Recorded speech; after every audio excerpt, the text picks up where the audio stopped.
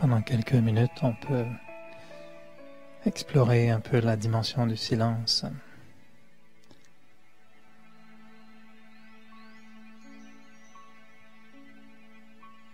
Un peu comme si on entrait dans une immense forêt.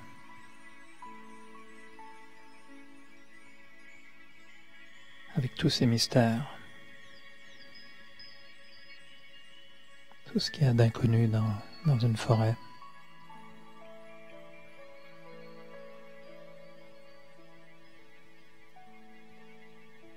Comme si toutes nos pensées devenaient des arbres. On se promène à travers nos pensées.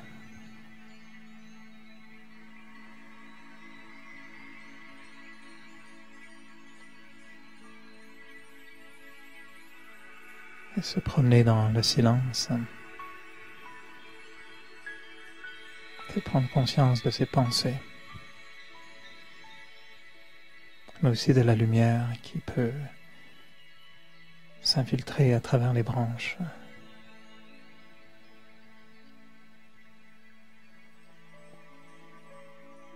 La beauté de cette lumière qui vient jusqu'au sol, dans la forêt de l'esprit.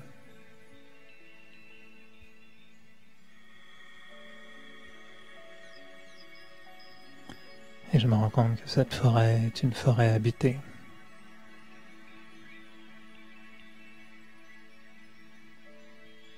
Que mon esprit, tout en ayant des pensées, a aussi des sentiments, des émotions.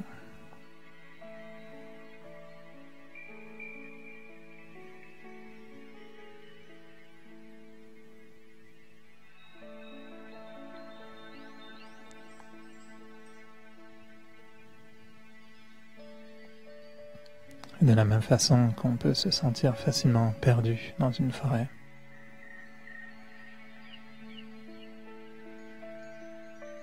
Si on ne sait pas reconnaître les arbres, parler aux arbres,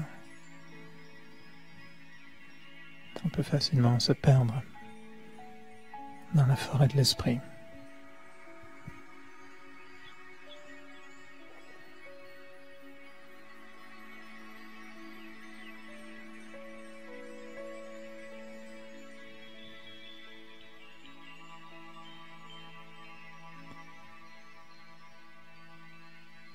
Mais en même temps, quand on s'abandonne et qu'on fait confiance à la nature,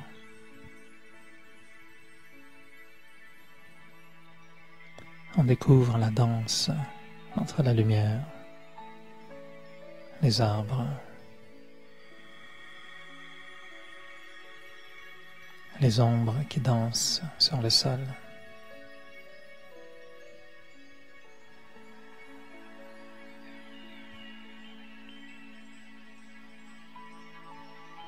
Ces mouvements sur les branches.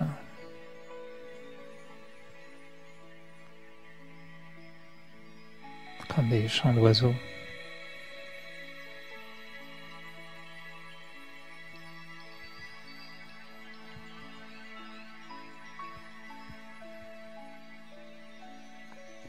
Et quand la forêt de l'esprit devient la danse des pensées,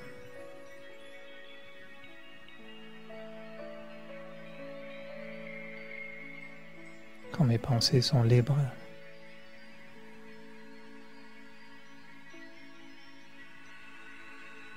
cette lumière qui caresse les feuilles devient le bonheur.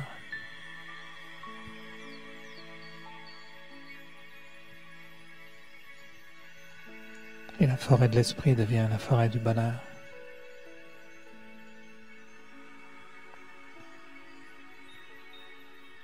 Il n'y a plus aucune menace, aucune crainte,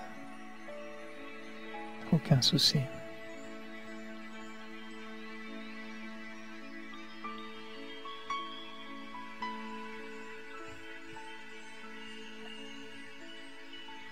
Les arbres reçoivent la lumière. Et en même temps, ils sont profondément ancrés dans le sol.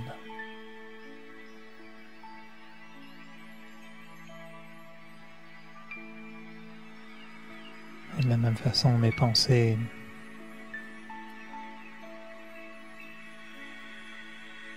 viennent d'une profonde compréhension de qui je suis et de ce que je suis. Mais ces pensées m'élèvent toujours vers la lumière,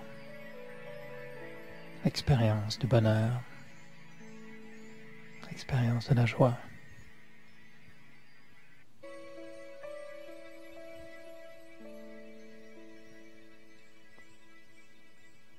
Et quand je laisse mes pensées s'emplir de signification, du sens profond,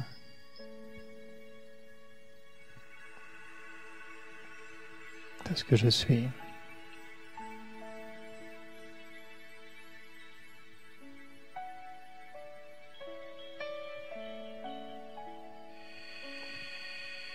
alors les pensées et les arbres ne craignent plus les tempêtes. Mes pensées sont fortes, puissantes. Elles absorbent la lumière. Une lumière pure.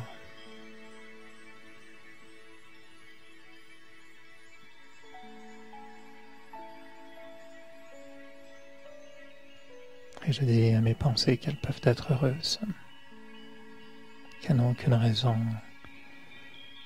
de s'inquiéter ou d'avoir peur, que la forêt de l'esprit est une forêt bienveillante.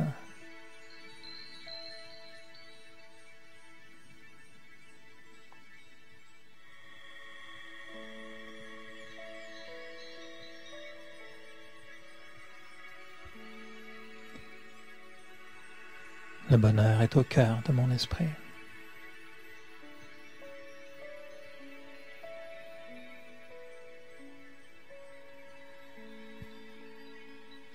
Je laisse ce bonheur remplir entièrement toute la forêt de mon esprit.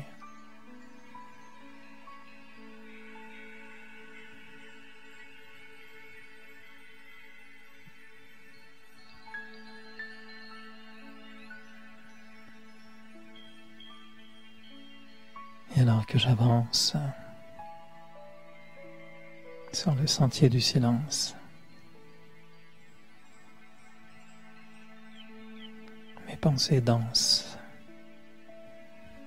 dans le bonheur.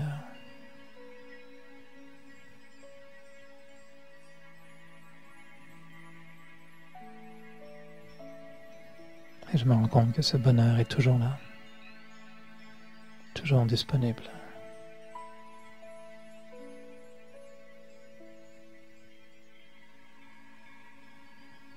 Et que si jamais des inquiétudes ou des soucis devaient revenir, j'invoquerai alors sur le sentier de ce silence le vent du bonheur, ce souffle de la vie.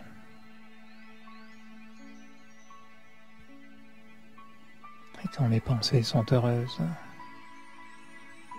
la lumière,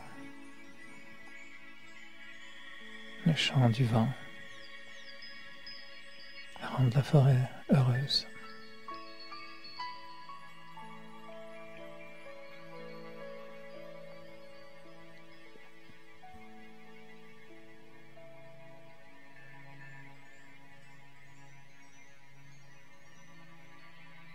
Et le sentier du silence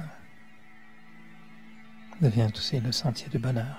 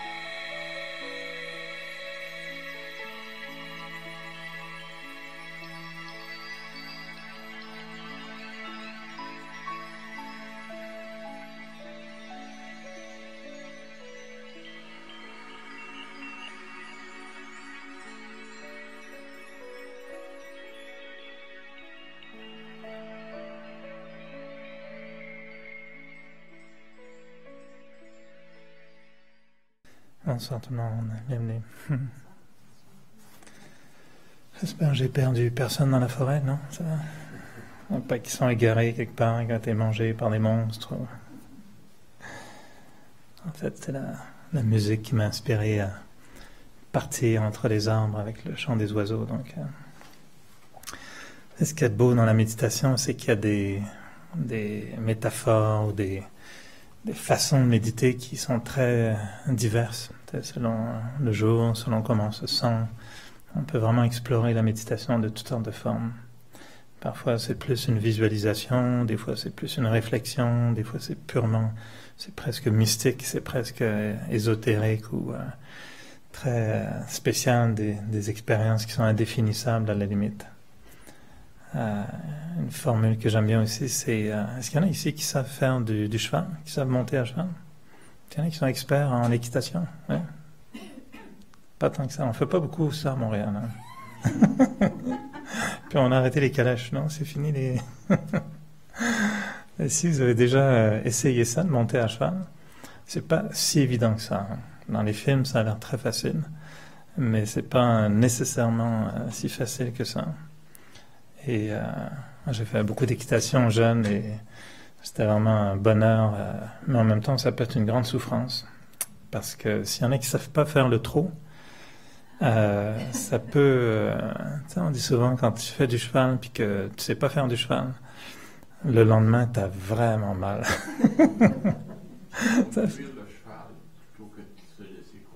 Oui, c'est ça. Si tu te laisses conduire, tu es mal parti avec le cheval.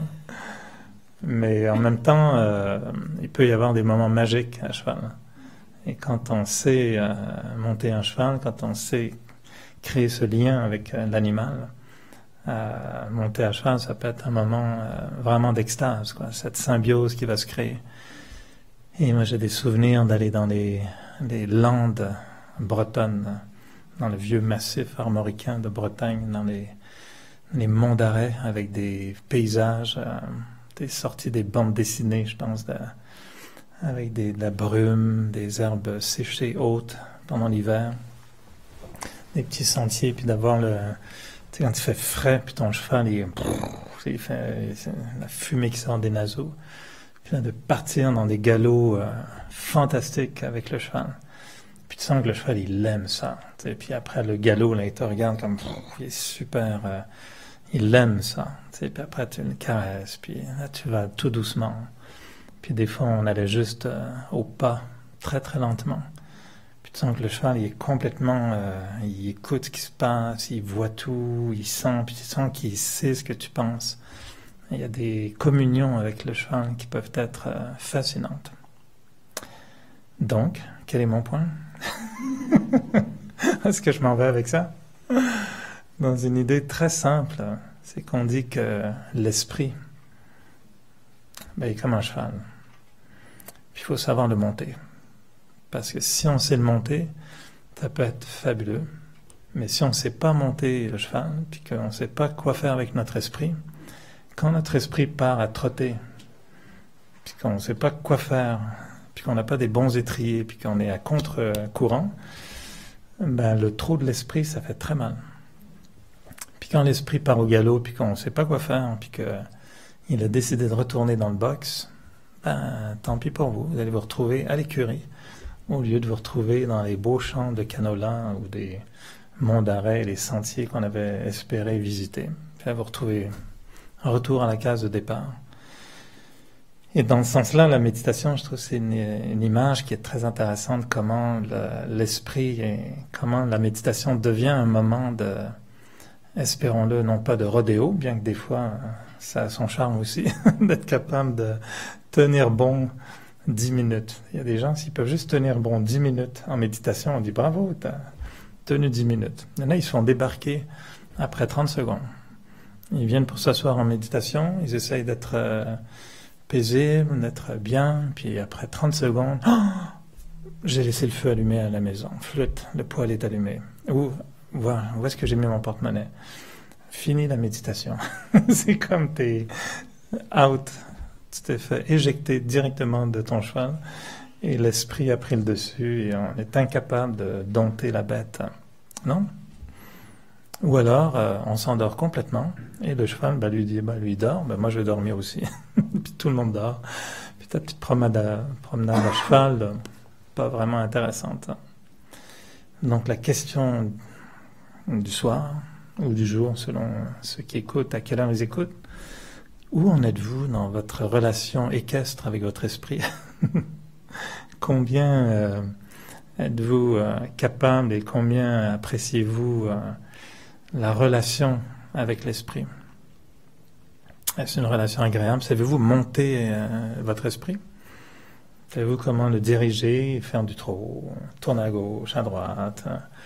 Ceux qui sont très très très habiles à cheval peuvent faire au cheval même des figures. Tu sais, on voit ça. Il y en a qui ont été voir comment il s'appelle, Cavalia. Hein, qui ont été voir ça, Cavalia. Ouais, c'est magnifique. Un ami m'a invité. C'est fabuleux de voir un cheval, qu'est-ce qu'il peut faire. Il a des façons de lever les pattes, de courir, de sauter, de danser, de tourner dans tous les sens. Puis on voyait bien que des fois, ils en avaient une douzaine, puis il y en a toujours un ou deux qui sont un peu moins domptés ou moins faciles ce soir-là. Ils ont mal au ventre, mal à un sabot, je sais pas quoi. Et là, il y avait un peu plus de mal à répondre. De la même façon, des fois, on est seul avec son esprit, c'est une chose, puis après, quand on se mélange avec d'autres chevaux, alors là... Mais ça, c'est un autre sujet. On va juste rester avec, déjà, dompter notre esprit et rester à cheval sur notre esprit. Et la raison pour laquelle j'aborde ça peut-être un peu ce soir, c'est que la notion de rester entre le cœur et la raison va beaucoup correspondre un peu à cette notion de comment est-ce qu'on va dompter la bête en nous. Et on dit souvent que parfois on est un peu déchiré entre notre cœur et notre raison, non? Ça vous arrive? De plus trop savoir à qui donner le mot de la fin. L'émotion, le sentiment, le cœur ou la raison. Ce qui serait mieux. Des fois on se dit ce serait mieux. Si je m'écoutais, si j'écoute la raison, voilà ce que je devrais faire. Mais si j'écoute mon cœur, voilà où je m'en vais. Ça s'appelle un écartèlement, non? C'est une méthode de torture très efficace dans le 15e, 16e siècle, je sais pas. Ça marchait très bien apparemment. Ouais, des fois on souhaiterait que le cœur soit plus là, mais le cœur peut nous faire perdre la raison aussi des fois. Il y a des gens qui avec le cœur nous font perdre la raison. Et le cœur peut s'emballer un petit peu. Et là, on a un cœur qui fait que la raison débarque aussi. C'est pas facile à gérer des fois, parce que des fois on a des bonnes raisons de ne pas aimer. Mais des fois, on a des sentiments qui font qu'on perd la raison, quoi. C'est deux forces qui paraissent des fois contradictoires. Et c'est un art, l'art du yogi, c'est de maintenir un équilibre entre les deux. Et souvent, pour moi, l'approche n'est pas de dire que l'un ou l'autre doit avoir le mot de la fin. Mais l'approche spirituelle, c'est de faire en sorte que les deux s'entendent et arrive à un accord commun. Et le but est beaucoup plus d'obtenir un équilibre entre les deux pour que les deux puissent avancer à l'unisson, que les deux puissent avoir raison et que les deux puissent avoir de bons sentiments ou de bonnes émotions. Mais quand ils sont en désynchronisation ou en désharmonie, là, c'est là qu'on trouve que c'est difficile. Comment est-ce qu'on peut rétablir l'équilibre? Peut-être que des fois, c'est une question de se demander qu'est-ce qui se passe dans mon cœur et qu'est-ce qui se passe dans ma raison. Le cœur, lui, va être distorsionné, souvent à cause d'une notion qu'on appelle l'attachement. Et ces notions d'attachement qui sont absolument pas populaires ni faciles à comprendre, vont faire en sorte que le cœur n'a plus sa raison quand il est attaché. Et si on y pense, en fait, l'image est très forte. Être attaché, qu'est-ce qui vous vient à l'esprit? C'est pas un oiseau qui vole. Hein. Être attaché, c'est des cordes, et puis t'es coincé, quoi.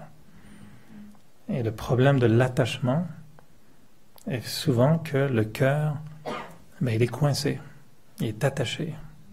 Donc il n'y a plus sa liberté. Et en général, ce qui se passe, c'est qu'on aime, puis qu'on tombe dans le piège de l'attachement. Et là, l'amour devient toxique. Et c'est toujours notre processus malencontreux avec l'amour. Parce que l'amour est magnifique. L'amour en tant que tel, c'est une vertu, c'est une qualité. À condition de bien aimer, à condition de bien gérer l'amour aussi. C'est comme l'argent. L'argent, il n'y a rien de mal avec l'argent. L'argent, c'est une force, c'est un pouvoir, c'est un outil, ou c'est on appelle ça un commodity en anglais, une espèce une monnaie, en fait, c'est une monnaie d'échange, c'est une valeur qu'on peut échanger. On peut l'utiliser. Mais on sait très bien que l'argent peut être mal utilisé ou bien utilisé. L'amour, on peut mal aimer. Il y a des gens qui aiment trop, puis ça finit par faire mal. Puis il y a des gens qui n'aiment pas assez, puis c'est donc pas assez, et puis donc ils perdent la proie. Pas assez nourri le poisson, mais il est parti, qu'est-ce que tu veux. Il peut y avoir des mauvaises pensées dans l'amour. Il y a des amours conditionnels, des amours inconditionnels, des amours passionnels, des amours très jalousés, des amours possessifs. L'amour peut dérailler. Mais souvent, qu'est-ce qui fait dérailler l'amour? Ça va être l'attachement. C'est que l'être qu'on aime, on a peur de le perdre, donc on l'attache. Tu pars pas, là. Hein? Et l'autre dit, c'est que j'avais prévu autre chose, moi, après 9 heures. Je suis content de te voir, mais après 9 heures, j'avais autre chose. Ça, tu l'as déjà attaché, puis là, il est chez toi en train de manger, puis il se rend compte qu'il est attaché à la chaise. Il dit, j'étais juste venu pour le souper. Moi, je suis pas venu pour, plus que ça. Mais nous, étant attachés à la personne, je parle au figuré, bien sûr, mais on l'attache. Et on s'attache à l'autre, de peur de se perdre. Et ces attachements vont souvent créer dans le cœur une distorsion émotive. Un cœur qui n'est pas attaché aime librement et accepte la réciprocité de l'amour ou la non-réciprocité de l'amour. Et quelqu'un qui aime, et je sais que c'est totalement contraire au contrat de mariage. Je comprends très bien que une relation humaine normale espère que si moi j'engage toute ma vie à t'aimer, j'espère que c'est réciproque, parce que sinon je t'invite pas à habiter avec moi, puis on partage pas la voiture, puis on fait pas d'enfants. C'est sûr qu'il y a une entente à un moment donné, mais qui ne devrait pas être négociée. L'amour qui fait qu'à un moment donné la relation est telle qu'il y a un engagement, à long terme. C'est normal, on attend ça de la vie. Seulement le problème, c'est qu'au lieu de faire confiance à cette réciprocité naturelle, on essaye de la négocier. Et c'est là où on casse tout. Et là, on devient des gérants d'affaires en amour. Ça, c'est compliqué parce qu'à un moment donné, l'autre va vouloir sa liberté. Et on dit souvent, l'amour, c'est pas deux êtres qui se regardent dans les yeux parce qu'à un moment donné, ils vont se tanner, là. Mais c'est deux êtres qui sont côte à côte puis qui regardent dans la même direction, sachant qu'ils sont pas seuls dans le chemin. Ça, c'est un amour beaucoup plus long terme. Pas besoin, je peux te regarder dans les yeux le temps d'un repas, mais en général, c'est pas nécessaire d'être coincé dans le regard de l'autre. Ça devient très limitatif. Moi, les couples à qui je parle souvent sont assez d'accord pour dire que le danger d'un couple, c'est de se fermer sur lui-même et de finalement rétrécir son monde. C'est compliqué en couple faire venir des nouveaux amis à la maison. Le gars fait venir un ami, puis la copine ne l'aime pas. Ah ouais, comment on fait? Donc, il faut trouver des amis de couple, où tout le monde s'entend. Ça devient plus compliqué. Et souvent, les couples ont tendance à se fermer un petit peu sur eux-mêmes. Et l'amour n'est pas fait pour être fermé. Normalement, l'amour nous ouvre. Alors, tout ça, c'est juste pour un avant-goût de là où vers quoi on s'oriente quand on fait juste essayer de comprendre mieux le fonctionnement du cœur. La raison, elle aussi, elle a ses complications. Tu as des raisons qui sont dogmatiques, tu as des raisons qui sont obsessives, tu as des raisons qui sont égoïstes. On rentre dans la même toxicité au niveau de la raison. Et si une raison n'est pas sage, n'est pas bien fondée, n'est pas raisonnable, ben là aussi, elle n'est pas fiable. Donc imaginez un cœur brisé puis une raison irraisonnable, ben là c'est une torture du Moyen-Âge très douloureuse. Là, c'est un écartèlement à 360 degrés, ça fait mal très rapidement. Puis on est coincé. Puis on dit, qu'est-ce que tu fais? Ben, je ne sais pas, j'y pense, mais je suis mêlé. C'est vraiment mêlé à l'intérieur. Puis les émotions sont mêlées et la raison est mêlée. Alors là, il n'y en a pas un pour rattraper l'autre. Au moins, des fois, la raison est raisonnable, puis elle dit au cœur, t'exagères.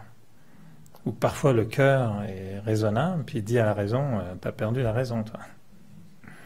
Et donc, des fois, il y en a un qui rattrape l'autre, mais des fois, il n'y en a pas un pour rattraper l'autre. Compliqué de les mettre tous les deux dans la même pièce, puis là, vous allez vous entendre. Hein. Et là, ils ont tous les deux, chacun avec leur dysfonctionnalité. Puis là, tu essayes de faire en sorte que deux coincés, cassés, essayent de faire un tout uni, harmonieux. Ça ne marche pas comme ça. Donc, ce qu'on suggère, c'est de se rendre à un centre de Raja Yoga, pas loin de chez vous, de poser votre candidature pour une thérapie sur du long terme et d'envisager sérieusement de redonner à la raison toute sa raison et au cœur tout son cœur, afin qu'un jour le cœur puisse dire à la raison « toi t'as raison », puis que la raison va dire « ben oui j'ai raison, mais toi t'as du cœur ». Là on va s'entendre. Et quand les deux, c'est un beau discours, hein, c'est le couple parfait, le cœur et la raison, amoureux l'un de l'autre, dans les termes les plus raisonnables possibles, et la raison qui est tout à fait attirée par cet amour qu'elle voit dans le cœur, et le cœur qui est tout à fait attiré par cette raison. Ça, ce serait le couple idéal. Et ça, quand les deux sont en harmonie comme ça, c'est clair, on sait quoi faire, on sait quoi décider. Il n'y a pas d'hésitation. Et l'un n'est pas en guerre contre l'autre. Mais pour atteindre, à mon avis, en tout cas moi, le travail que j'ai compris en spiritualité, c'est que pour atteindre ça, il faut guérir son cœur, il faut lui redonner une certaine santé émotionnelle. Et la raison doit aussi être un peu assagie, on doit aussi lui faire la morale, un petit peu, lui dire, regarde, on va remettre un peu d'ordre là-dedans. Dans notre jargon Raja Yoga, il y a deux façons de traduire ça. La première, c'est qu'on dit que le cœur, c'est en fait l'esprit. La raison, c'est ce qu'on appelle l'intellect. Donc de façon mécanique. Le cœur et la raison, c'est de façon littéraire. Ce sont des termes qu'on utilise en philosophie, en poésie. C'est de la figure de style. Mais mécaniquement parlant, dans ce qu'on décrit comme étant l'âme dans le Raja Yoga, on dit que l'âme a 3 fonctions. L'esprit, l'intellect et les traits de personnalité qu'on appelle en hindi les sanskaras, les attitudes comportementales, les habitudes. Et ces 3 fonctions-là constituent l'être spirituel qu'on appelle l'âme. C'est juste la terminologie. Mais c'est important parce que quand on dit cœur, on pense seulement souvent émotion et sentiment. Mais en fait, l'esprit est plus que ça. L'esprit, c'est le cheval. Et c'est un cheval qui a une vitesse, une direction, une profondeur, une qualité, des émotions. Et l'esprit, c'est tout ça. Donc le cœur, c'est une partie de l'esprit en fait. C'est la partie émotive de l'esprit.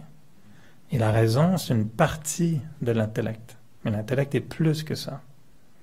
Donc, dire qu'on doit gérer et se retrouver entre le cœur et la raison, c'est en fait d'aller voir les patrons de chacun pour dire, OK, qui est le patron du cœur? C'est l'esprit. qui est le patron de la raison? C'est l'intellect. Peut-être qu'il faut parler au patron pour dire, là, vos subalternes, vos valets, vos sous-ministres émotifs et de la raison, on va peut-être commencer à les remettre un peu en ordre, là, parce qu'ils n'arrivent pas à s'entendre. Puis si le patron, déjà, est dysfonctionnel, imaginez les ouvriers. Donc le cœur, l'émotion, le sentiment, il fait partie d'un plus gros ministère qu'on appelle, nous, l'esprit. Et la raison, qui est une fonction de l'intellect, fait partie d'un plus gros ministère qui est l'intellect.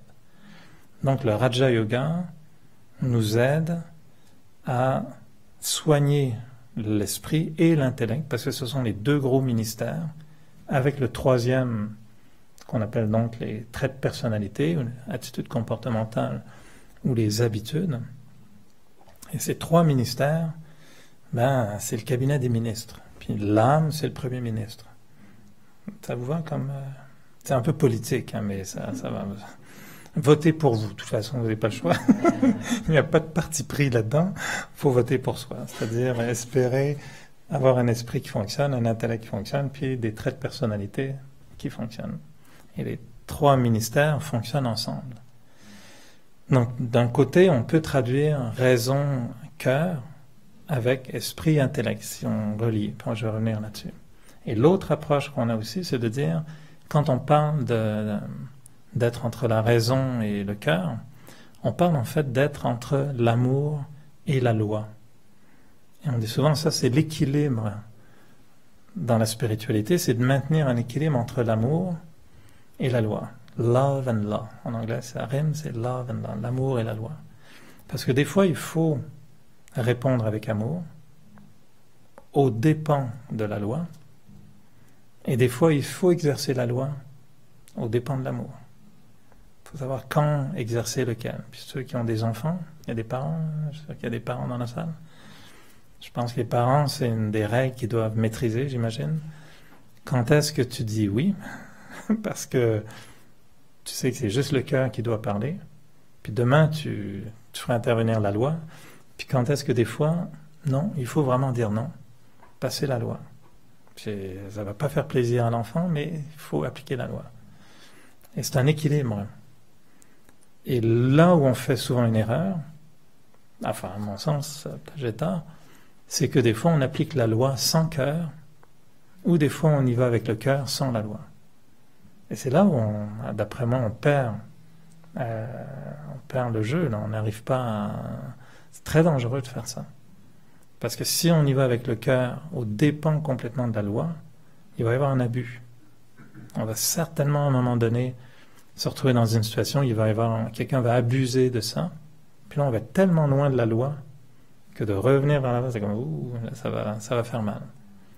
Puis des fois, on va tellement dans la loi, puis je vais réexpliquer pourquoi. Là, des fois, c'est la loi dans la raison, l'arrogance, l'ego, l'égoïsme, être têtu. Moi, je viens de Bretagne, on dit souvent qu'on est têtu en Bretagne. Mais des fois, quand tu es têtu, tu dis non, c'est comme ça. Sans se rendre compte qu'on est en train de briser le cœur de quelqu'un. Donc, pour tout temps de raisons, des fois, la raison devient irraisonnable, puis excessive, aux dépens du cœur. Et ce qu'elle fait, c'est qu'elle devient, oui, on a raison. Oui, techniquement, c'est ça la bonne chose à faire. On se le fait dire. Mais la raison, quand elle est trop forte, elle assèche l'individu, elle brise le cœur. Et au long terme, c'est pas généralement une solution qui est très efficace. Si on est trop dans le cœur, à un moment donné, c'est beau, là, mais ça perd sa stabilité, ça tient pas la route non plus. Donc, atteindre l'équilibre des deux revient à comprendre, la grandeur de l'amour, puis la grandeur de la loi, puis combien chacun de ces deux forces sont magnifiques. Il faut savoir comment est-ce que je vais doser l'un et l'autre. C'est comme ceux qui prennent je sais pas ce que vous mettez dans vos thés ou café, là, il y en a qui prennent rien, mais ceux qui ont l'art de mélanger crème, sucre ou miel ou sirop d'érable, peu importe. Je suis sûr que on sait tous que trop de sucre, ben, même si vous aimez le sucre, c'est pas bon. Pas assez, c'est pas assez. Puis, c'est un dosage chaque matin. Il ne faut pas être dans le beurre. Quand tu fais ça, c'est oh, beau, il a mis beaucoup trop. Tu recommences, tu as raté ton mélange. Et pour moi, l'amour et la loi, c'est toujours un mélange qu'il faut savoir faire harmonieusement. Mais jamais que l'un soit au dépens de l'autre. Et pour ce faire, il faut reconnaître la grandeur de chacun. Pour moi, par exemple, j'ai souvent eu du mal à appliquer la loi. Parce que j'ai toujours peur de faire mal à quelqu'un. Puis j'ai toujours peur de dire non. Parce que, tu sais, on est comme ça, des fois. Il y a des traits de personnalité qui sont faibles dans le non. Je sais qu'il y a déjà eu une soirée à savoir dire oui et savoir dire non. Je pense que j'ai dit clairement que c'est pas facile. Mais savoir dire non, c'est pas facile. Parce que des fois, on a peur de blesser l'autre. Donc, si on dit oui juste pour toujours éviter le conflit, éviter le trouble, alors tu dis oui, ben après, tu en souffres parce que tu te donnes des tâches trop grandes, tu n'as plus de temps, puis tu dis oui à d'autres fonctions. Tu dis oui alors qu'en fait, tu as vraiment envie de dire non. Non, et tu te retrouves à faire des choses que tu n'as vraiment pas envie de faire. Donc, c'est pas mieux. Alors, pourquoi est-ce que j'ai pas dit non? Parce que j'ai pas reconnu la grandeur de la loi. Et que la loi est bonne. Que la loi dans le sens, la justesse du bien et du mal. Tu sais, la loi, c'est celle qui gère le bien et le mal, finalement. C'est pas dans un sens religieux ou, comment on pourrait dire, c'est pas un sens religieux ou un sens moralisateur. C'est un sens juste de, on peut dire bien ou mal, pour moi c'est équivalent à bonheur, souffrance. Si je fais pas attention, ma mauvaise gestion de la loi va faire en sorte que je vais en souffrir de toute façon. Briser une loi spirituelle, personne ne va me mettre en prison, mais moi je vais souffrir de ça. Parce que c'est l'âme qui ultimement souffre quand elle dévie de ses propres valeurs, ses propres principes, ses propres lois naturelles. La loi naturelle existe. Et donc quand on n'est pas dans cette loi-là, ben c'est sûr qu'on va se retrouver à souffrir à un moment donné ou à un autre. Donc la loi, elle est bonne, elle est naturelle. C'est le bien, il est naturel. Le mal, on sait qu'il va faire mal. Le bien va faire le bien. Et donc la loi est bonne, la loi est grande. Et de respecter la loi sera toujours quelque chose qui va être garant de protéger mon bonheur. Je suis la loi parce que je protège mon bonheur. Mais des fois, la loi va contre nos désirs. Tu sais, la loi va te dire, sois gentil. Mais si t'aimes pas la personne, puis t'as envie d'être méchant, tu fais quoi? C'est pas qu'on a envie d'être méchant, mais des fois, on n'a pas envie d'être gentil. Et pourtant, on dirait, non, la loi dirait, toutes les religions aussi nous l'ont dit, aime ton prochain, aimez-vous les uns les autres. Tous les autres ou juste quelques autres? C'est ça, c'était pas clair, mais ils n'ont pas précisé. C'est Marc Favreau qui disait ça, le personnage de Sol. Là. Il disait toujours, c'est pas clair. Aime ton prochain. Lequel? Ils n'ont pas précisé. Si vous n'avez pas vu ça, c'est des sketchs de Sol qui sont succulents. Pour moi, Sol est un des plus grands sages du Québec. Là. Puis ils n'ont pas dit lequel, le prochain. Celui d'à côté, celui d'après. C'est pas clair. Puis il disait, ils n'ont pas dit quand. Aime ton prochain. Quand? Maintenant? Après la mort? Et donc, c'est très... Ça, c'est les jeux de la raison, quoi. Hein. La raison joue un petit peu avec sa subtilité. Alors, la raison, la loi, elle est grande, elle est belle. Et l'amour est grand, et l'amour est beau. Et ce qui est vraiment fabuleux, c'est de se dire que quand on est spirituellement éveillé, on fait appel aux deux, puis on leur dit tous les deux, là, c'est juste une question de dosage. Il ne faut pas qu'un soit à zéro, il faut juste que les deux soient dans un dosage convenable. Et si j'applique la loi, peut-être qu'en ayant plus mis l'accent sur la loi, je devrais peut-être ajouter encore plus d'amour. Puis quand je dis non, faut juste savoir dire non avec beaucoup d'amour. Puis d'un coup, on va se sentir très bien. Puis on va sentir, j'ai dit non, waouh, hey, j'ai dit non. On m'a demandé de faire ça, j'ai dit non. Mais je l'ai fait avec tellement d'amour que l'autre s'est même pas rendu compte, j'ai dit non. Tu sais. J'ai dit non, je le dis. Non, non, mais je voulais pas te déranger. Non, tu me déranges. Des fois, on dit non, puis les autres disent, ouais, ok, je comprends, bien sûr. Puis ça a bien passé. Des fois, moi, quand je dis non, j'appréhende tellement une déception, puis je vais perdre ma cote de popularité, puis il va enlever mon truc Facebook, puis whatever, tu sais. Non, non, il y a du courage, il y a du courage. Tu peux dire non, puis l'autre t'aimera tout autant après. Et ils vont comprendre. Tu peux dire non, écoute, je peux pas, vraiment, c'est pas possible. Dans les cas aussi d'amour et de loi, des fois, des gens font des choses auxquelles il faut dire, ça, là, excuse-moi, mais ça se fait pas. Ça veut pas dire, je vais être en colère puis je vais lui foutre un poing en plein visage. Je peux dire avec beaucoup d'amour à quelqu'un, tu sais, je t'aime beaucoup, mais ça, ce comportement, moi, je peux pas accepter. Et donc, soit tu changes, ou, ben écoute, moi, je vais prendre mes distances parce que c'est pas un comportement qui correspond à mes valeurs. Ça se dit, ça, gentiment. Tu sais, on peut dire à quelqu'un, tu sais, je comprends que c'était une blague, ce que tu as dit hier, mais moi, ça passe pas, ce genre de blague. Ça fait vraiment mal. Tu sais, je sais que c'est une blague, mais qui est mal placée. Ça se dit. C'est pas facile à dire. Et pourquoi c'est pas facile à dire? Parce qu'on a peur de faire mal à l'autre. Alors on se tait, on dit rien. Mais si on se concentre sur « j'aime cette personne », je sais que je l'aime bien, puis qu'on vibre là-dessus, là, tu te répètes ça 2-3 fois, puis après tu lui dis « tu sais, la blague hier », ça sort mieux. Par contre, si on est en colère, parce que la blague nous a blessés, puis qu'on arrive en colère, puis dit, toi, mon petit Joe, là, ben là, c'est sûr que ça va pas donner le même résultat. On applique la même loi, mais il n'y a pas d'amour, il y a de la colère. Ça passe pas pareil. Donc la raison et l'amour s'entendent très bien, mais il faut juste être capable de faire un dosage. C'est une question de dosage. Enfin, à mon avis.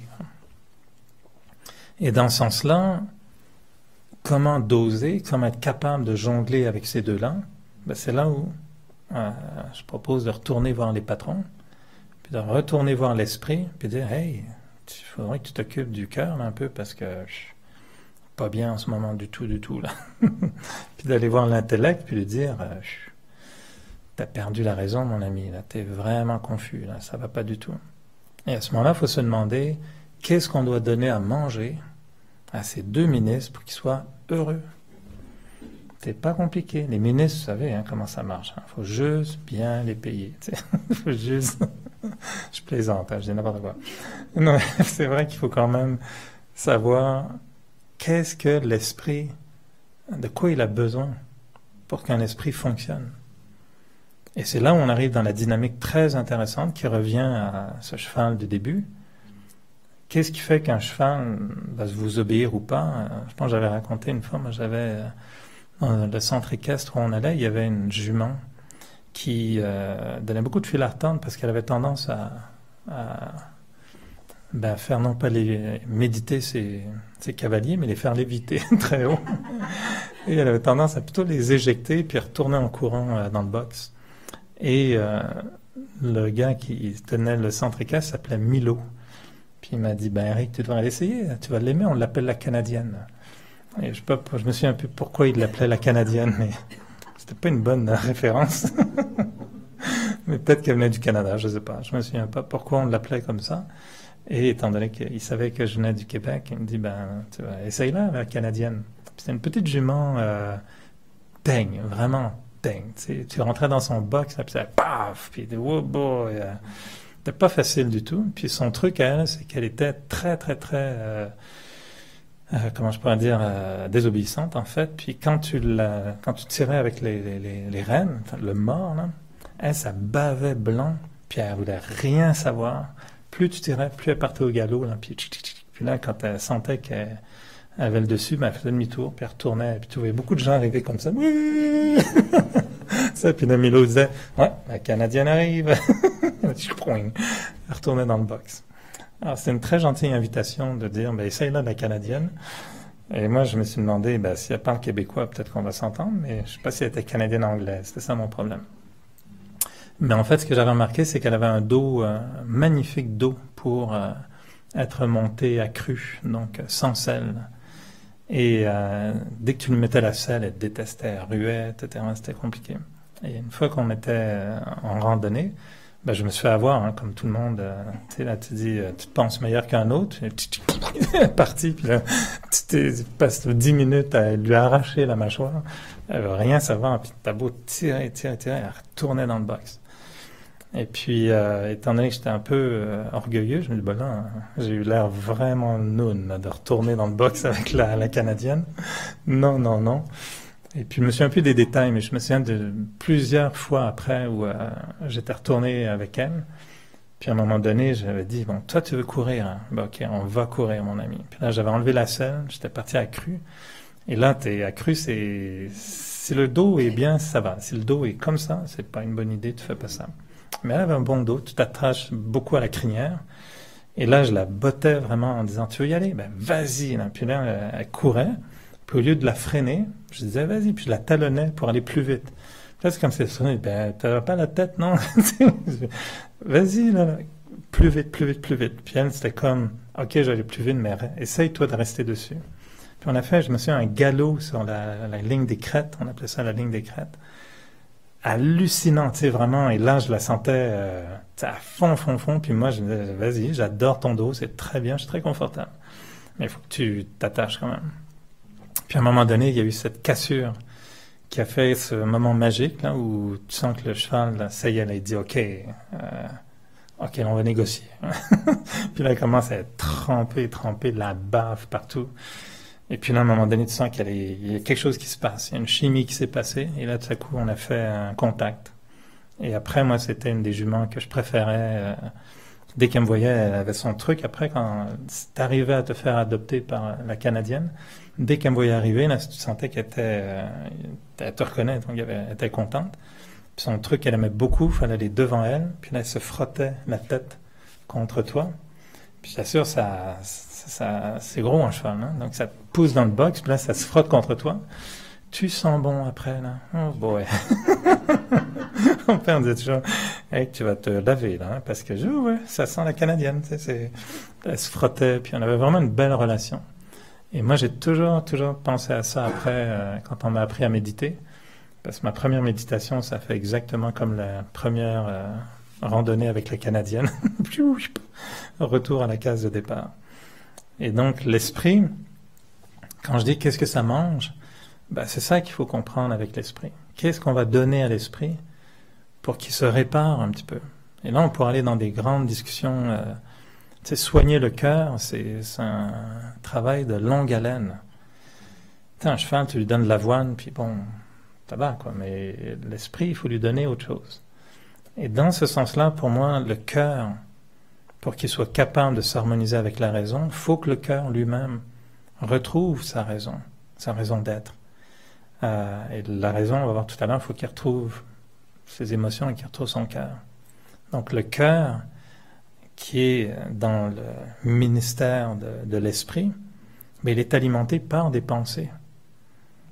L'émotion vive vient du troisième ministère, des traits de personnalité. Si ma personnalité et mes habitudes sont par exemple façonnées par l'impatience, ben l'impatience va me générer un feeling, un sentiment. Non? Comment tu te sens? Impatient. La peur, l'anxiété, la colère, ce sont des sentiments forts qui viennent de mes habitudes. Quelqu'un qui n'a pas l'habitude d'être impatient, il y a des gens qui ont dit, ils sont tellement patients, ces gens-là. Ils ont de la patience. C'est un trait de personnalité. Ben, qu'est-ce que ça génère? Un cœur calme. Il ne s'énerve pas. Et il génère des pensées. Ça va, non, j'ai mon temps, c'est correct. Des fois, ça prend du temps. Écoutez les gens qui sont patients, ils ont un drôle de discours. Ah non, c'est correct, c'est normal. Non, peut-être qu'il a une raison. Tu sais, ils ont une bonne réflexion qui accompagne la patience. Écoutez celui qui est impatient, on connaît le discours très bien. C'est pas le même discours. Mais c'est quoi ce discours? Ce sont des pensées qui viennent de la personnalité parce qu'elle est motivée par ce trait de personnalité-là. Mais ça, si on est impatient, on nourrit l'intellect avec des pensées d'impatience, ben voyons, je l'avais dit 2h30, puis il est 2h35, puis il est toujours en retard, puis ça m'énerve. Tu sais, puis là on part. Et là, qu'est-ce qu'on fait? On est en train d'envahir le ministère de l'esprit avec un sentiment d'impatience, des pensées d'impatience. Puis ça, c'est toxique. Quand la personne arrive, pensez-vous que le cœur va dire « Ah, mon petit chéri, que je suis content de te voir ». Non, le cœur, là, il n'est pas content. Pourquoi? Il a mangé de l'impatience depuis 10 minutes, une demi-heure, une vie. Dans les couples, ça va très mal. 2-3 ans, etc. D'impatience. Ben, ça creuse, ça. Tu sais, quelqu'un qui découvre... moi, j'avais fait une entrevue avec deux personnes d'un certain âge qui étaient fabuleuses, qui étaient vraiment très drôles. Puis elle parlait un peu, tu sais, dans cette mode d'autres générations, puis elle disait, oh, mais vous savez, je me souviens plus comment ça arrivait, mais elle parlait des relations. Puis il y en a un des deux qui a dit, mais tu sais, le petit monsieur que tu maries, là, une fois, jusqu'au mariage, ça va, mais après le mariage, là, il commence à sortir ses petites faiblesses. Hein? La façon dont elle parlait, c'était très mignon. Puis l'autre qui disait, oh, ouais, je suis bien d'accord. Et en fait, c'est pas tellement comme ça qu'on pourrait le phraser, mais plutôt que quand tu es amoureux, tu vois rien. C'est ce qu'on dit, hein, l'amour rend aveugle. Mais des fois, après un certain temps, tu commences à voir le défaut de l'autre. Et là, ça y est, tu es parti là-dessus. Quelque chose que tu ne voyais pas avant. Et là, tu commences à focaliser sur ce défaut. Tu en parles à l'autre, tu dis, ah, t'as fait ça. Puis j'ai remarqué que tu le faisais souvent, puis ça m'énerve. Puis l'autre dit, ben oui, je fais ça depuis toujours, tu m'as jamais rien dit. Mais là, ça y est, ça a commencé.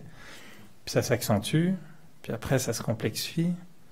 Puis à un moment donné, ce que ça fait, c'est que malheureusement, juste ce petit défaut-là, puis des fois il y en a d'autres évidemment, va faire en sorte que le cœur commence à avoir moins de facilité à aimer. Puis là, d'un coup, il y a un défaut qui commence à vraiment m'énerver. Donc là, qu'est-ce qui se passe dans le couple? On va en thérapie, on essaie de gérer, c'est vrai, on essaie de gérer, puis là on fait des compromis. Puis des fois, on remet un peu d'amour. Puis OK, on dit OK, fine, OK. Puis on finit par passer par-dessus. Puis des fois, on n'arrive pas à passer par-dessus. Puis on dit OK, on le met de côté. Puis après, on en met un deuxième de côté. Puis l'autre fait pareil. Hein, by the way, c'est pas un sens unique, là, c'est dans les deux sens. Ça complexifie les relations. Qu'est-ce qui se passe à la fin? C'est le cœur qui en a souffert. Et le cœur, à un moment donné, un jour, on se sépare parce qu'on dit « Je t'aime plus, j'arrive plus, je te sens plus, je sens plus d'amour. » Puis on dit « Ah ben c'est normal. » Ben, c'est normal parce qu'on n'a aucune maîtrise sur le cœur. Et on le nourrit avec des pensées toxiques. Puis après, on s'étonne de ne pas vraiment aimer.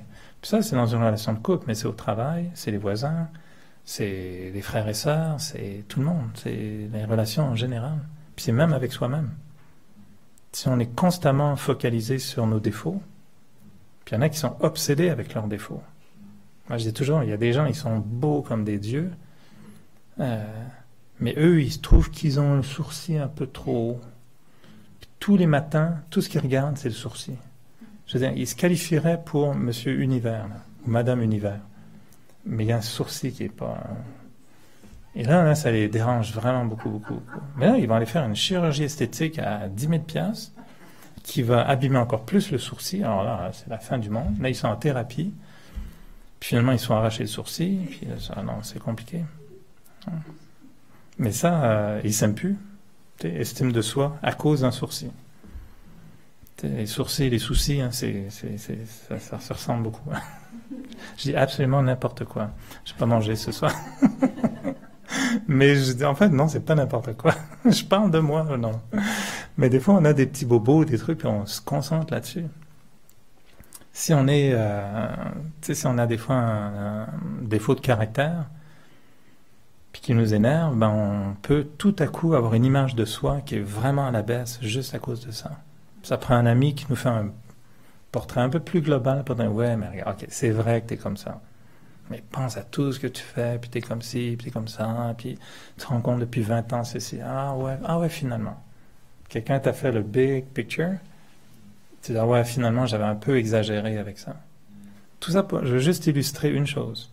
C'est que le ministère de l'esprit gère beaucoup, beaucoup, beaucoup de pensées. La forêt dont je parlais dans le commentaire, il y en a des arbres là-dedans. Et si on ne fait pas attention, ben le cœur, qui est un produit généré par l'esprit, peut en subir les conséquences. Puis après, on s'étonne de notre petite capacité à aimer tout le monde, où on en aime 3 ou 4, mais pas plus.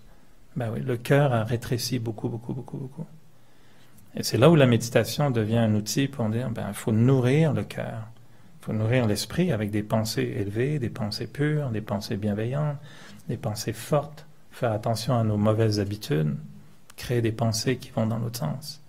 Et si l'esprit retrouve une forme puissante, et là je reviens à cette image de début, savoir monter à cheval, de commencer à s'amuser avec son esprit, puis d'avoir du plaisir à créer. Tout à l'heure, quand c'est vraiment j'entends la musique, les petits oiseaux, puis je me suis retrouvé dans une forêt. J'ai dit, bon, on parle là-dedans.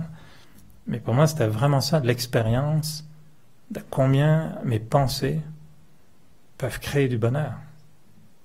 C'est gratuit, là. Il n'y a aucune drogue nécessaire. C'est pas l'esprit nabis, là. C'est pas du cannabis spirituel. Pas besoin d'aller au cinéma, pas besoin de télé, pas d'ordi, pas de cellulaire. On a besoin de rien. On fait juste s'asseoir. Puis on dit à notre esprit, « Hello, je veux le film Bonheur ce soir. Es-tu disponible? Je veux juste du bonheur. » Et techniquement parlant, il n'y a aucune raison de ne pas pouvoir avoir du bonheur. C'est mes pensées, c'est mon esprit, puis ça ne coûte rien. Ben, on peut le faire. Il faut juste décider, moi, l'esprit, là, on va se parler, bonheur ce soir. Essayez-le. Juste, puis dès qu'il arrive, oui, mais grand-maman arrive demain. Bonheur. Oui, mais la voiture, c'est un petit billet sur ton pare-brise. Bonheur. Puis à un moment donné, comme le cheval, il va dire, OK, bonheur, on va faire une petite danse de bonheur. Puis, nice, ça c'est du bonheur. Puis là, ton esprit commence à être heureux. Puis là, le cœur, by the way, il commence à respirer parce qu'ils sont connectés. Alors ça, bon, puis on pourrait partir là-dedans longtemps, hein, c'est très amusant. Et la raison, c'est pareil. La raison, c'est une faculté de discernement, de jugement, de reconnaissance. C'est l'œil de l'intellect, la raison. Mais c'est pareil, il faut aller voir le ministère de l'intellect puis dire, toi, qu'est-ce que tu manges? Lui, il mange l'amour, puis toutes sortes de choses. Toi, tu manges quoi? Ben, l'intellect, lui, il mange de l'information, des nouvelles. Lui, il est branché là, 24-24. Tu sais, c'est un mangeur d'informations. Il veut de l'information. L'intellect a besoin d'information, de sagesse, de philosophie, de compréhension, de connaissance. Il a besoin de ça. Il peut pas définir le bien et le mal, un juge, avant de dire coupable ou non coupable. Ben, il faut qu'il ait de l'information. Donne-moi les faits. Là, je pourrais juger. L'intellect, il fonctionne comme ça. Il doit apprendre. C'est une banque, c'est une bibliothèque, c'est une académie, c'est une encyclopédie, l'intellect. Puis quand tu dis, ben, t'as raison, elle est confuse, ben oui, il manque d'informations. On m'a fait plein de coupures budgétaires récemment. Tu regardes juste ton téléphone, puis tu parles en 41 caractères. Moi, je suis un peu limité, là.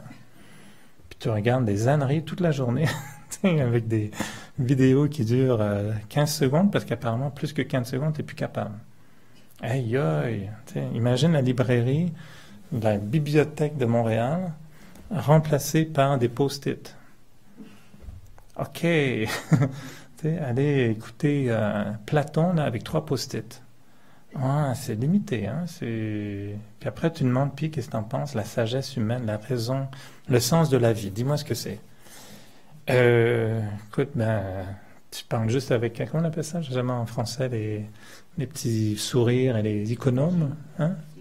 Les emojis, voilà. On est rendu là maintenant dans notre grande bibliothèque internationale des emojis. Ça marche, hein? Moi, j'utilise ça, j'aime beaucoup ça, les emojis aussi. Mais pas en méditation. Enfin, j'ai jamais essayé. Je médite pas avec des emojis. J'utilise ces phrases complètement en méditation. Je sais pas pour vous, mais j'essaye de faire une phrase complète.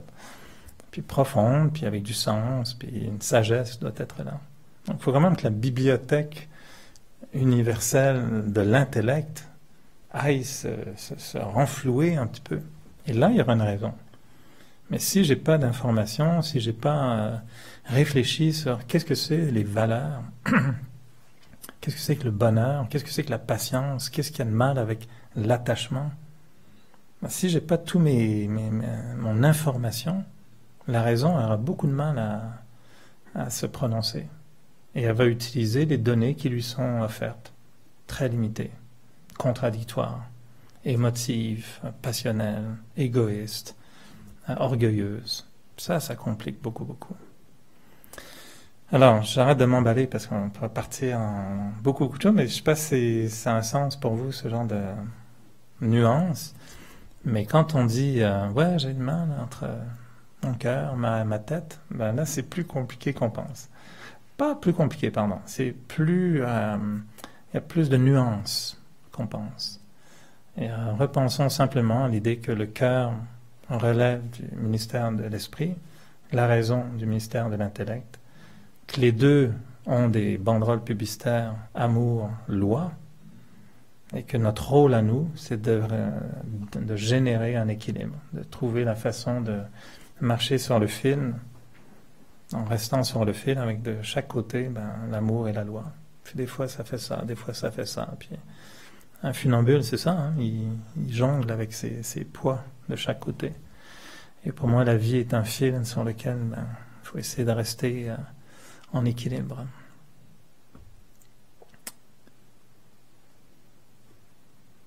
Et il se tue. Et tout le monde fut tout à fait bouche bée en disant surtout pas lui poser une question, il va repartir pour 1 heure. Faut surtout pas le contredire. Faut surtout pas rien dire. On fait très bon. Ah, quelqu'un ose. Attends, on va te donner le micro pour que ceux qui sont en ligne aient compréhension des cassés qui se passent.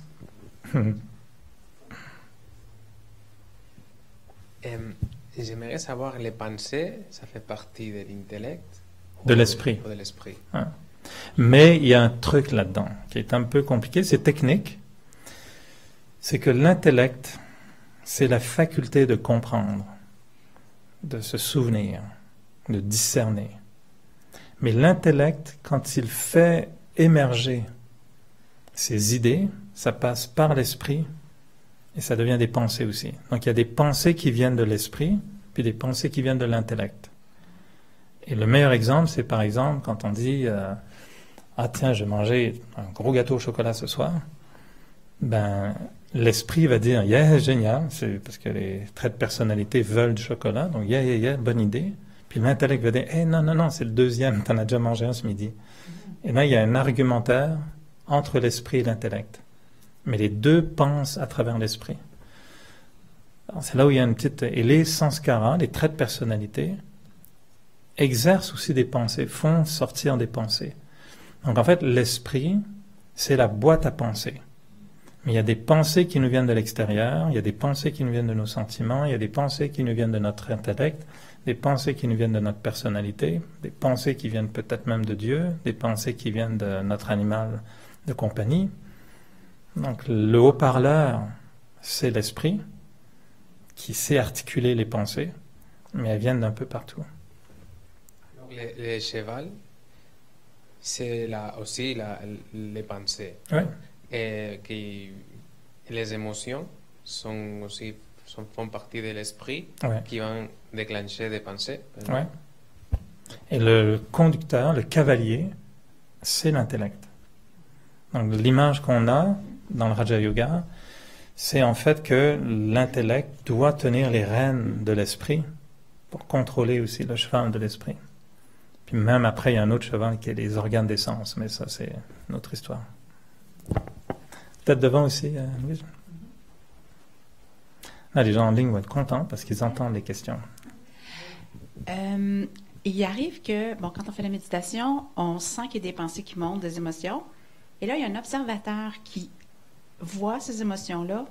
Ah, la colère, je la reconnais. Qui est là? Est-ce que c'est l'âme? L'intellect. C'est l'intellect. L'intellect. OK, parfait. Ouais, l'intellect, c'est penser que c'est l'œil. C'est lui qui voit, qui regarde, qui discerne, qui décide, qui a la mémoire, qui a la concentration. C'est le muscle, vraiment. L'esprit, la meilleure image que j'aime, moi, c'est la machine à popcorn. Et le popcorn, c'est des pensées, c'est l'esprit. Alors là, ça pète dans tous les sens. Des fois, ça éclate, des fois, ça éclate pas. Des fois, il y a trop de beurre, des émotions. Des fois, il n'y a pas assez de beurre. Mais la personne qui bouge le bouton de la machine à popcorn, c'est l'intellect. Et le rôle de l'intellect, c'est de dire des fois à l'esprit, là, on se calme. Tu sais, quand tu dis on se calme le pompon, ça, c'est l'intellect qui dit ça à l'esprit. Mais l'esprit, lui, il est émotif, des fois, parce qu'il y a l'émotion qui est coincée dans l'esprit. Donc, quand l'émotion est vive, ça génère plein de pensées. Puis l'intellect dit, moi, je suis pas d'accord avec ça. Mais l'esprit dit, je sais pas, moi, ça sort. Ben oui, il est émotif. Ou il est pulsatif, je sais pas, une pulsion de la personnalité. Puis il dit, les gens vont dire, c'était plus fort que moi, je voulais pas dire ça, mais c'est sorti. Ah ben oui, l'intellect n'a pas fait son travail. L'intellect était un peu tout stone, puis il dit, hein, quoi? Ah ben c'est trop tard. C'est sorti. Trop tard. Et non, on dit, ton intellect, il était pas opérationnel, il était pas fort, il était pas clair. Alors c'est drôle, c'est vraiment fascinant la dynamique de tout ça. On peut en parler encore, mais c'est une dynamique de l'âme qui est... et là, on n'a pas fait intervenir, le troisième ministère est passionnant, lui. Vraiment, alors là, attendez de voir... on le garde en secret, là, mais celui qui gère la personnalité, oh boy. Là, vous ouvrez la boîte du psy, là, ça c'est fascinant. Vous avez Freud, Jung, l'homme de Cro-Magnon, il y a plein de monde là-dedans. Là. Si vous ne voulez pas voir ça, là, c'est vraiment fascinant. Mais il y a un dieu, une déesse aussi. Toutes sortes de monde là-dedans. Ça, c'est passionnant. À venir, très bientôt, dans un centre de Raja Yoga, tout près de chez vous. La semaine prochaine.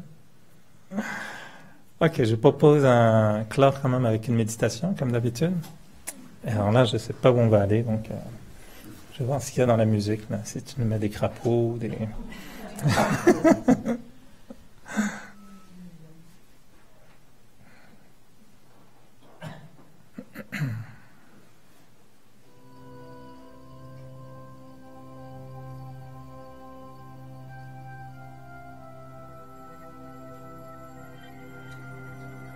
Je concentre mes pensées en visualisant au centre du front une étincelle de lumière.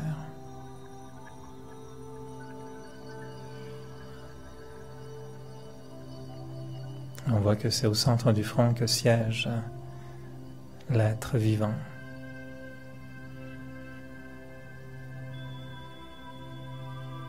Et que de cet espace-là, je crée des pensées et même des sentiments, une conscience.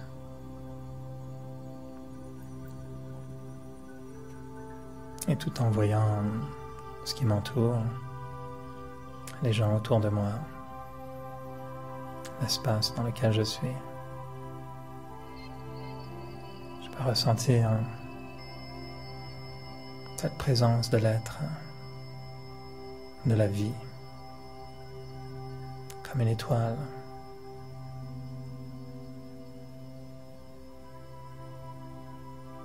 Et en devenant conscient d'être une âme, un être de lumière,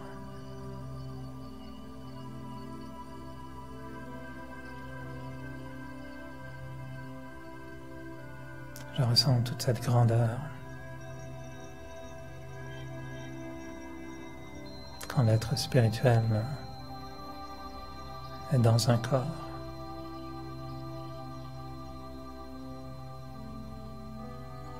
Et je peux voir le corps physique, ressentir sa présence,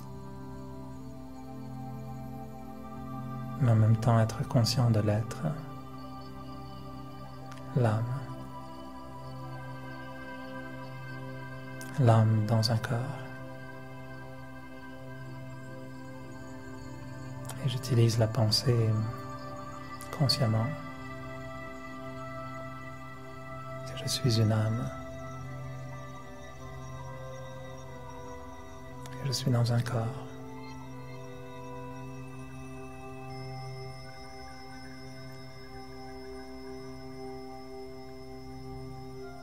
Et en devenant conscient de mon identité,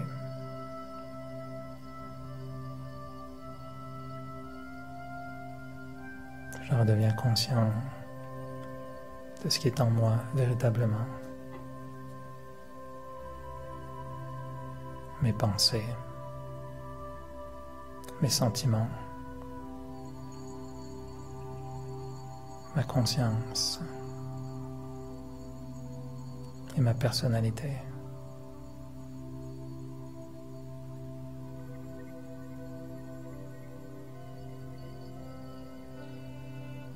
Et que toute cette partie invisible est pourtant bien présente. Elle devient bien claire dans ma conscience.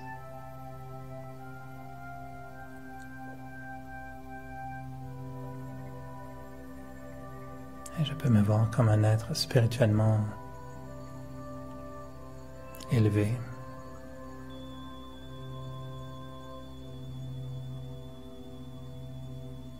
Comment je peux utiliser mon corps, mais en même temps reprendre le contrôle, la maîtrise de mon esprit, de mon intellect et de ma personnalité.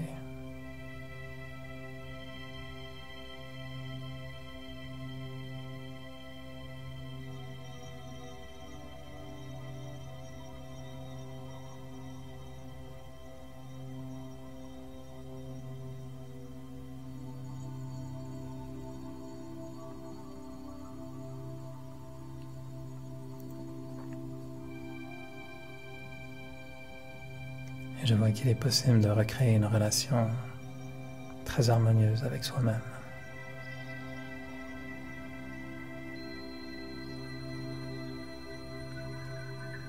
Comme si je pouvais approcher mon esprit et en faire mon meilleur ami.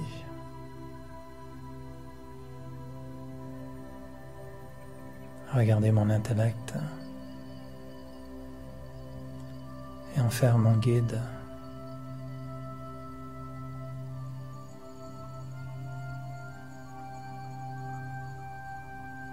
Et même lorsque je regarde au plus profond de ma personnalité,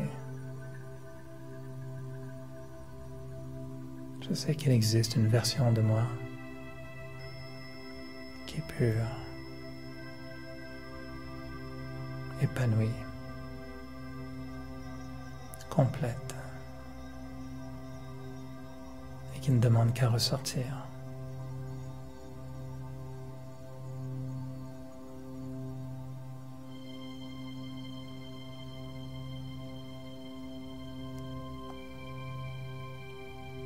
Et dans cette relation d'amitié avec l'esprit, de confiance avec le guide, c'est comme si j'invoquais toute la grandeur de l'être, de l'âme, à s'épanouir dans ma personnalité. Comme un bouquet de valeurs.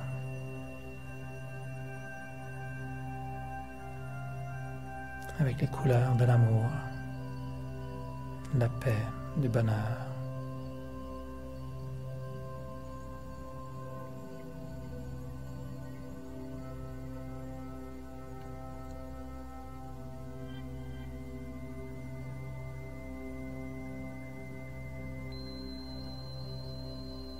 Alors conscient d'être un être spirituel, une âme,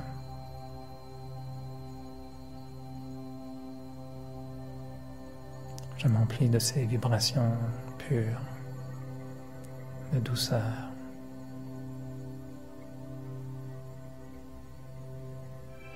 d'amour pour moi-même et d'une paix profonde.